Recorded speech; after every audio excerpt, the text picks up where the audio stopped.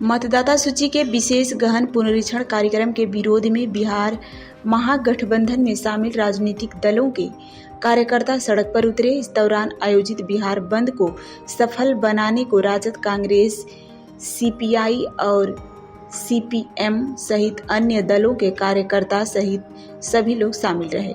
शेखपुरा में भी बिहार बंद को लेकर राजद कार्यकर्ता सड़क पर उतर गए और राजद कार्यकर्ताओं ने शेखपुरा नगर थाना क्षेत्र के कॉलेज मोड़ के पास सड़क पर टायर जलाकर सड़क जाम किया। कार्यकर्ताओं ने शेखपुरा जमुई लखीसराय मुख्य सड़क मार्ग को जाम कर दिया, जबकि सड़क जाम को सफल बनाने को लेकर राजद विधायक भी सड़क पर उतर केंद्र और बिहार सरकार के खिलाफ जमकर नारेबाजी किया, जबकि जिले के हथियावा थाना क्षेत्र के बिहटा गांव के पास जाम किया और चुनाव आयोग तथा सरकार के खिलाफ नारेबाजी की।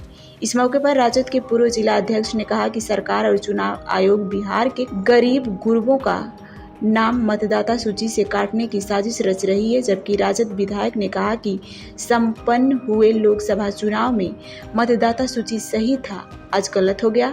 सरकार लोगों को परेशान करना चाहती है, जबकि तेजस्वी यादव के बढ़ते लोकप्रियता से सरकार घबराकर यह सब काम करने का आरोप लगाया है। जबकि बिहार बंद को लेकर विधि व्यवस्था को लेकर शेखपुरा जिला प्रशासन और पुलिस द्वारा भी सुरक्षा के पुख्ते इंतजाम किए गए, जबकि एसडीपीओ खुद क्षेत्र में घूम कर सड़क जाम की जानकारी ले रहे हैं। एसडीपीओ ने कहा कि कुछ स्थानों पर सड़क जाम की सूचना मिली है, जबकि कार्यकर्ताओं से शांति व्यवस्था बनाए रखने की अपील की गई है। आज हम पूछना चाहते हैं, नरेंद्र मोदी और नीतीश कुमार के सरकार में जो ये कानून लाया है, तो गरीब गुरबा के वोटर लिस्ट से नाम हट जाएगा, तो बिहार और भारत के नागरिक नहीं रहेगा, तो लोग कहाँ जाएगा। नरेंद्र मोदी और नीतीश कुमार दोनों मिलकर करके साजिश कर रहा है पूरे बिहार में गरीब गुरबा के वोटर लिस्ट से नाम काटने का। यही लोग नहीं इस पर सुधार करेगा नरेंद्र मोदी नीतीश कुमार, तो चक्का जाम की पूरे भारत जाम होगा। इसलिए हम लोग आए एनएच जो है बिहटा गाँव में हम लोग जाम कर करके विरोध कर रहे हैं नरेंद्र मोदी नीतीश कुमार का। पूरे से पूरा जाम है, पूरे से पूरा चप्पे चप्पे जाम रहेगा, कहीं कोई नहीं निकल पाएगा। आज पूरे बिहार में कि पूरे से पूरा जिला में जो है उसका कारण है कि पुनरीक्षण जो कार्य कराया जा रहा है, इसके लिए बिहार बंद है। और नरेंद्र मोदी निर्वाचन आयोग सारा सब मिल करके और नीतीश कुमार मिल करके ये जो वोटर का जो है डॉक्यूमेंट जो इतना मांगा जा रहा है और जो कागज़ जिसके पास नहीं है, गरीब गुरबा का नाम काटना चाह रहे हैं, इसीलिए आज बंद है। पूरे बिहार चप्पा चप्पा बंद है। ये जो है इनका अंधा कानून है, समझिए। कुछ दिन पहले चुनाव 2024 में चुनाव जब था, उसी से वोटर से प्रधानमंत्री बने, सारा सब उस समय ये सारा सब वोटर ठीक था। आज साल भर के अंदर, साल भर भी नहीं हुआ और बोलिए उसी वोटर को गलत कह रहे हैं आप। ये कहाँ का कानून है। और अभी बहुत सारे जगह पंचायत में चुनाव हो रहे हैं, वो पंचायत में चुनाव हो रहे हैं तो उसी वोटर से हो रहा है, ठीक है। जब विधानसभा की बारी आई, जब यहाँ की बारी है, तो क्यों गलत हो गया वोटर। जरूर इसमें षड्यंत्र के तहत ये किया जा रहा है। उनको आभास है जी कि इस बार कहीं से उनकी सरकार आने वाली नहीं है, इस बार तेजस्वी यादव जी की सरकार आने वाली है। इसलिए सभी गरीब गुरबा का, सभी युवा वर्ग का खास करके नाम काटना चाह रहे हैं। इसलिए ये हम लोग कतई होने नहीं देंगे। हम लोग रोड से लेके दिल्ली तक पूरा एकदम चक्का जाम करेंगे। पूरा सर से पूरा आज पूरे बिहार जाम है, आज से पूरा चप्पा चप्पा जाम है। व्यवस्था की चाक चौबंद व्यवस्था है और अभी तक सब चीज़ शांतिपूर्ण है और नियंत्रण में है और आगे भी सब व्यवस्थाएं ठीक रहेंगी। अभी हम लोग बात कर रहे हैं, जल्द ही जाम से अभी तो कुछ जगह से आ रहा है, जैसे हटिया मोड़ मेहुस के पास भी कुछ लोग हैं बैठे, सभी लोगों से वार्ता हो रही है। लोगों ने कहा है कि जल्दी वो हट जाएंगे। जी, अपील सभी लोगों से यही अनुरोध है कि किसी भी परिस्थिति में विधि व्यवस्था को, कानून व्यवस्था को अपने हाथ में नहीं लें और जो भी उनका सांकेतिक प्रतिरोध है वो जाहिर कर रहे हैं, ठीक है, लेकिन विधि व्यवस्था को कभी हाथ में नहीं लें। नहीं, अभी ऐसी कुछ महुआ से खबर है, जहां मसाल योजना के अंतर्गत आयोजित प्रखंड स्तरीय खेल प्रतियोगिता का परिणाम मंगलवार को घोषित कर दिया गया। यह प्रतियोगिता कन्हौली खेल मैदान में आयोजित की गई, जिसमें क्षेत्र के 110 स्कूलों से प्रतिभागियों ने उत्साहपूर्वक प्रतिभाग किया। प्रतिभागियों ने विभिन्न स्कूलों में शानदार प्रदर्शन किया। प्रतियोगिता का उद्देश्य बच्चों में खेल भावना का विकास करना, उनमें प्रतिस्पर्धा की भावना को बढ़ावा देना एवं शारीरिक रूप से सक्रिय बनाना था। आयोजन में विजयी प्रतिभागियों को प्रमाण पत्र एवं पुरस्कार देकर सम्मानित किया गया। कार्यक्रम में स्थानीय शिक्षकों, खेल प्रशिक्षकों और प्रशासनिक अधिकारियों की उपस्थिति रही। उन्होंने आयोजन को सफल बनाने में सहयोग दिया। आयोजकों में आशा जताई कि इस तरह की प्रतियोगिता आगे भी होती रहेंगी, जिससे ग्रामीण क्षेत्रों में छात्रों को अपनी प्रतिभा दिखाने का अवसर मिलता रहेगा।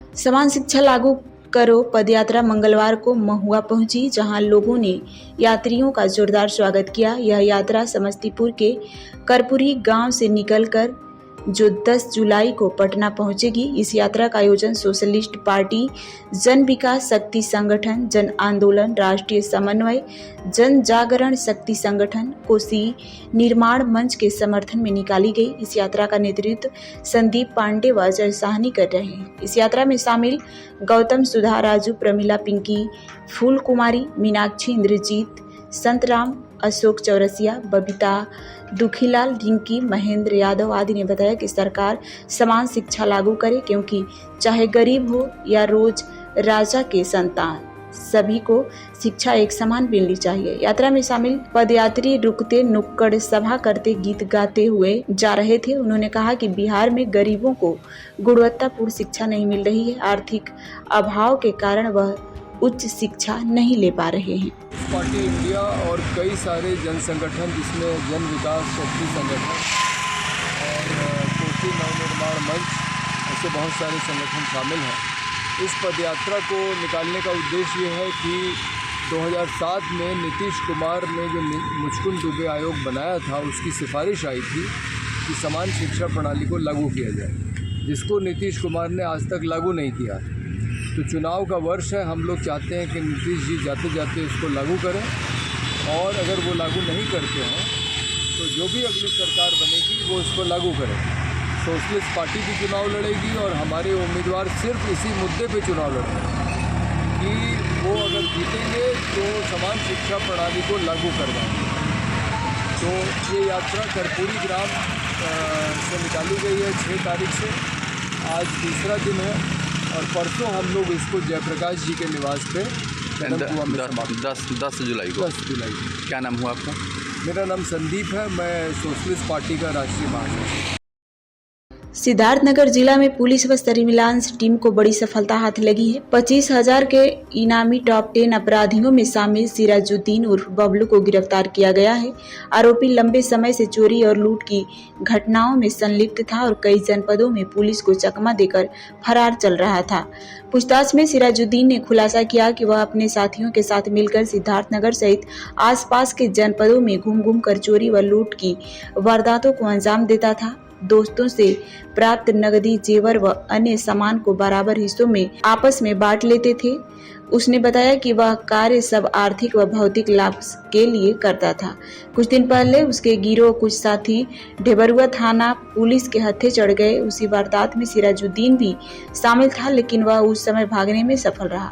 उसके खिलाफ अदालत से वारंट भी जारी हो चुका था और वह नेपाल भागने की कोशिश में था, लेकिन पुलिस और सर्विलांस टीम ने दबिश देकर उसे गिरफ्तार कर लिया। गिरफ्तार अभियुक्त सिराजुद्दीन उर्फ बबलू का लंबा आपराधिक इतिहास रहा है। कल बीती रात 7/8 जुलाई की रात लगभग 11:40 बजे लोटन ठोठरी मार्ग पर मदैया मोड़ के पास थाना मोहाना, थाना लोटन और एसओजी की टीम द्वारा चेकिंग की जा रही थी। चेकिंग के दौरान एक अभियुक्त ने मोटरसाइकिल पे जो आ रहा था उसको रोक के जाने का प्रयास किया गया। उसने पुलिस पे अपनी एक अवैध असला से फायर कर दिया। जवाबी कार्रवाई में और अपनी आत्मरक्षा में पुलिस द्वारा भी गोली चलाई गई। जो गोली उसके पैर पे लगी, उसको तुरंत मौके पे ही गिरफ्तार कर लिया गया। पूछताछ में मालूम पड़ा कि उसका नाम है सिराजुद्दीन उर्फ बबलू पुत्र अवैदुर रहमान, जो बर्डपुर गोसाईगंज थाना मोहाना का रहने वाला है। उसके बाद इससे ये मालूम पड़ा कि ये एक गैंग है इन लोगों का। इसने कबूला कि हमारा 4-5 लोगों का गैंग है और हम चोरी और लूट की घटनाएं करते हैं। और इस अभियुक्त के ऊपर लगभग 31 मुकदमे पंजीकृत हैं, जो जनपद सिद्धार्थनगर, महाराजगंज, बस्ती एवं नेपाल राष्ट्र में भी कुछ मुकदमे इसके ऊपर हैं। और पिछले हफ्ते डबरुआ पुलिस ने एक चोरी के मुकदमे में इसके बाकी साथियों को गिरफ्तार भी कर लिया गया था, जिसमें ये गिरफ्तार नहीं हो पाया था, नेपाल भागने की फिराक में था। तो कल ये पुलिस को सफलता मिली है, इसके पास कुछ नकदी बरामद हुई है, मोबाइल फ़ोन, एक मोटरसाइकिल भी बरामद हुआ है। ये 25,000 का इनामिया था और जनपद के टॉप 10 अपराधियों में इसका नाम था। और इसके पास से बरामदगी जो हमारी हुई है और उसके बाद इसको इस सुसंगत धाराओं में एक अभियोग पंजीकृत कर इसको आगे जेल भेजा जा रहा है। और पकड़ने वाली टीम को 25,000 रुपये का इनाम भी मेरे द्वारा दिया जाने वाला है।